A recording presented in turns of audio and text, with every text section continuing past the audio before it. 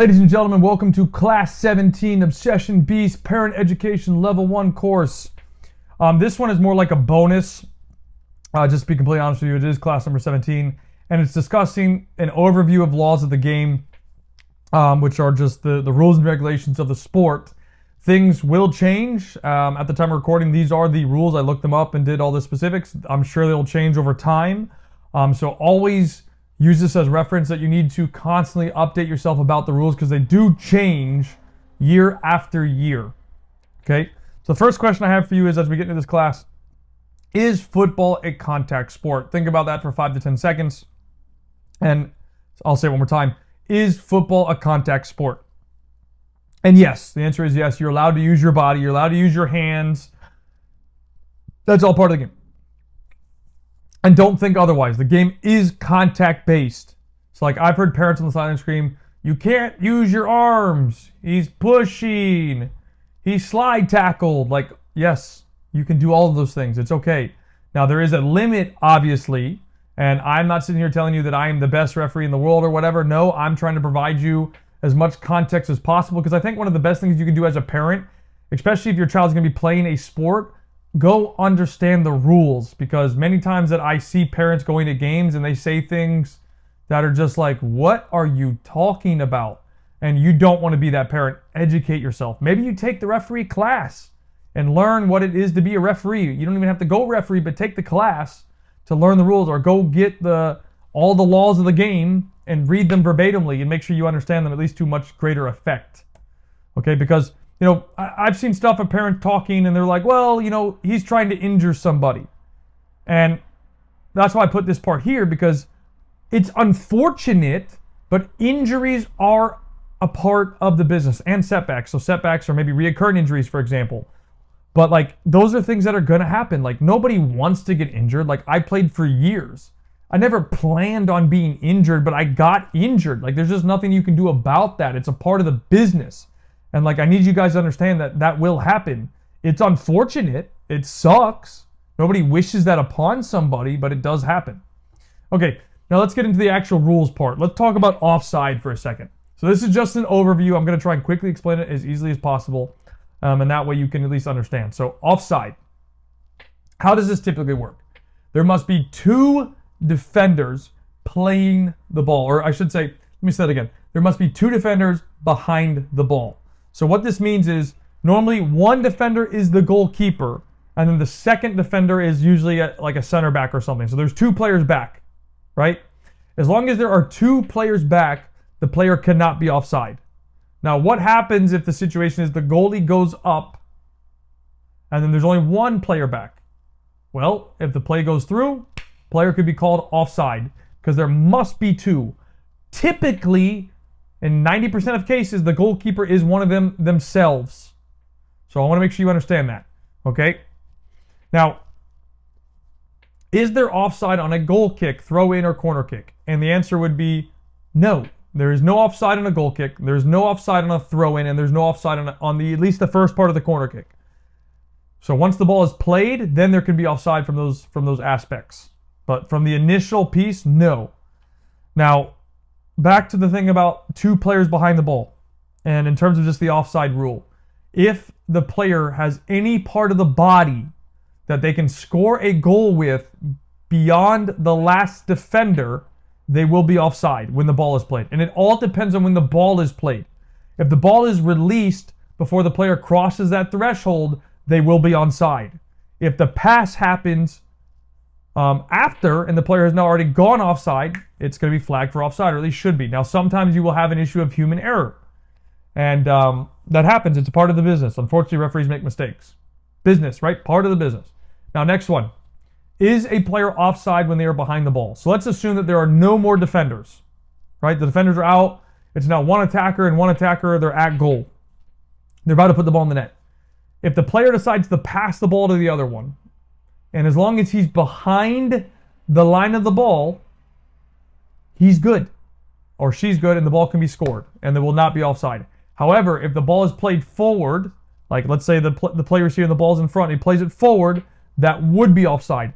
The player must be behind the ball.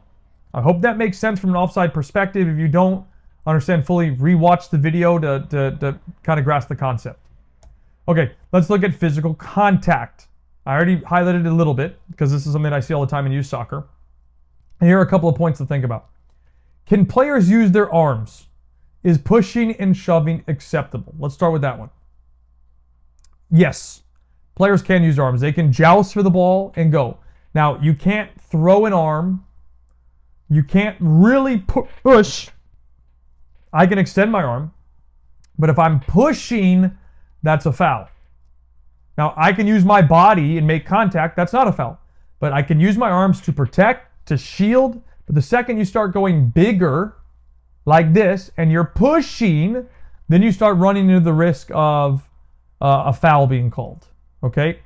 And I just kind of highlighted about the second one. What about using the body to protect the ball? A player can use their body to protect the ball. Absolutely. They can use the entire body, including their arm. You can even put your arm out like this, like a stiff arm, and use that to help hold. Now, you can't obstruct somebody from getting to the ball, but you can, if you have possession of the ball, you can use your arm. You can't push, but you can use that as a guide to help keep them away. You can also use the elbow if you need to. But if you start throwing this, that's a foul. And it could be considered violent conduct, which would be a red card. Now, talking about obstruction specifically, this basically means you are stopping somebody from running to get the ball, and you're blocking them. So if you are obstructing somebody, that basically means you are trying to you're not making an attempt to play the ball, and you're purposely trying to block somebody else. That is an infraction. You cannot do that. So hopefully that makes sense.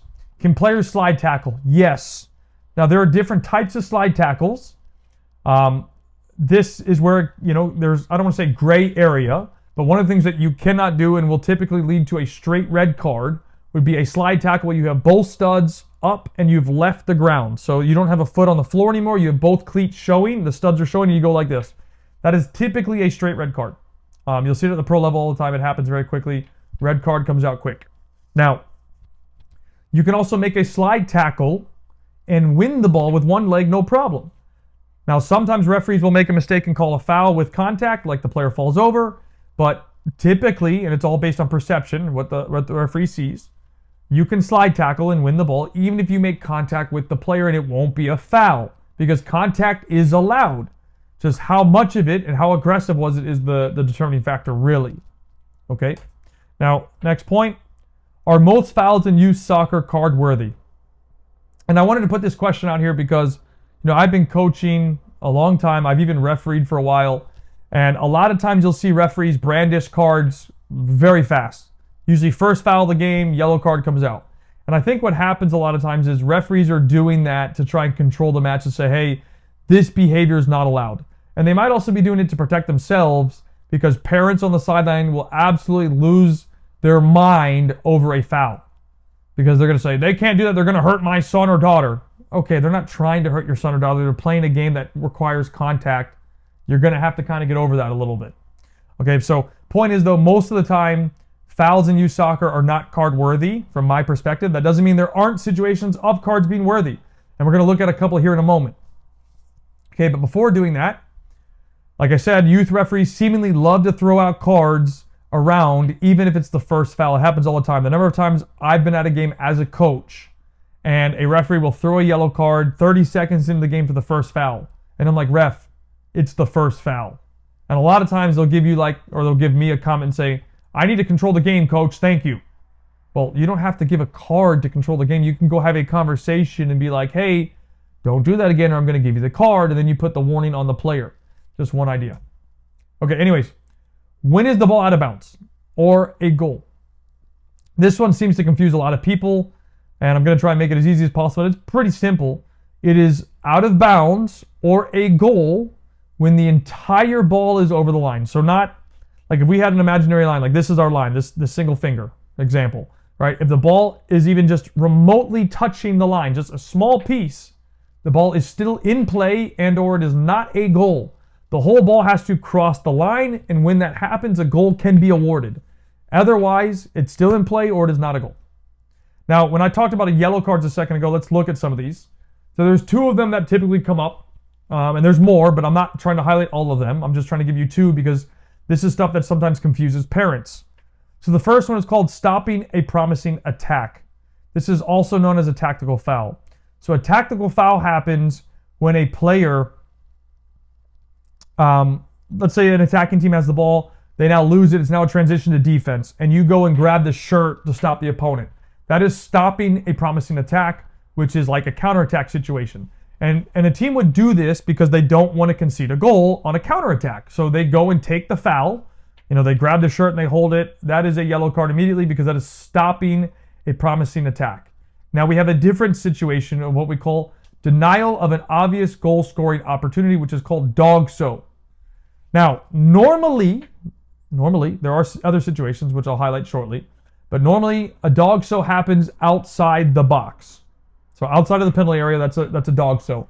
And the other situation could be like a handball on the line. So like the ball is going in and a player uses their arm to make themselves bigger to block the ball and it hits the hand and it saves the goal. That's a dog-so, that's a red card as well. Now, this usually is a clear opportunity of a goal, or at least a goal scoring opportunity. This usually means the attacker is through on goal like a one-on-one against the keeper. So the final defenders are beat. There is no recovering defender. And bam, foul happens. That is when you're going to see a dog-so red card. And that obviously has consequence. The team now has to play a man down. So there's the two of stopping a promising attack and a dog-so. Now, let's look at starting a match. Sometimes there's confusion. I'm only specifically working at 11v11. But you need a minimum of 7 players to start an 11v11 match. If the referee, or I should say, if the other team does not have 7 players, the game will no longer happen. And typically, in 99.9% of cases, a forfeit will conspire with that. So a forfeit will happen, or transpire, not conspire, but a forfeit will happen after or with less than 7 players. You need to have 7 to start the match. And the referee might give a grace period of a couple of minutes, 5 to 10 for the team to get enough players. But that's up to the discretion of the referee. That's their choice if they want to or not. Because the match starts at, say, 11 o'clock. If the referee cannot get the game started at 11, he is within his right to call the game at that point. Now, let's look at who are the referees, because this sometimes causes confusion, and I've heard different names. So an example is, I've heard parents say, the line ref, the side judge. Well, that's not the correct terminology. The actual terminology is the referee. You could also, you'll sometimes hear people say the center referee, but the referee is the referee. That is the ref. That's the guy controlling the match. And then you have assistant referees. These are your ARs. Those are the guys that are with the flags running up and down the line. Those are called assistant referees, or AR. So they're called AR1, AR2. And then you can have a fourth officials. But those are assistants as well. Anyways, point is, the referee is the guy in the middle controlling the match. The assistant referees are the guys running the flags and are on the side of the field. So please make sure you understand that, because a lot of times parents don't understand. They call them something else like the side line ref, the side judge. No, the correct terminology is AR, or the referee. Now, when does the referee have to stop the match? Typically, this is only with a serious injury like a head injury. So if there is a head injury on the field, the referee needs to stop the match immediately. Or another serious injury. It could be, God forbid anything else happens, but things do happen, unfortunately, and serious injuries do happen, and the referee has to stop the match with stuff like that, especially from a head injury, because concussions are on the rise, and you want to try and make sure players are safe and at least can get proper care. And who has the final call on all calls, or final say on all calls? And that would be the center referee. So you might have seen this happen where the AR, for example, flags for an offside or a foul or something, and the center referee, or the referee, waves them down and lets the play happen. The final call goes with the referee, not with the AR. The AR can obviously give its opinion and its advice, but the referee has the final call on all things that happen in the match. So just make sure that's clear. Now, my recommendations for Class 17 are the following. And before you start commenting on any rules, please make sure you know them first. So like, for example, the offside rule. If you don't know anything about offside, don't be on the sideline screaming, "He's offside, ref." You don't actually know the rule. So at least make sure you do before you comment on it. That's very important. Like I said, I recommend, if you can, take the U.S. Soccer referee course to at least learn the rules and consider being a referee. Because obviously it's very easy being the guy on the sideline complaining. I have been a ref, and it does change your perspective, because You see the game differently. You're now the guy in control of the game. You also need to understand that referees are human too, and they're going to make mistakes. It sucks, literally, but even at the pro level with VAR, they're making hundreds of mistakes every single day. Happens all the time, okay? And then obviously remember the final piece, just like I mentioned before with your player, you have a different viewpoint than the referee because you have the entire sideline. You can see basically everything. The referee has a certain viewpoint and you have a certain viewpoint.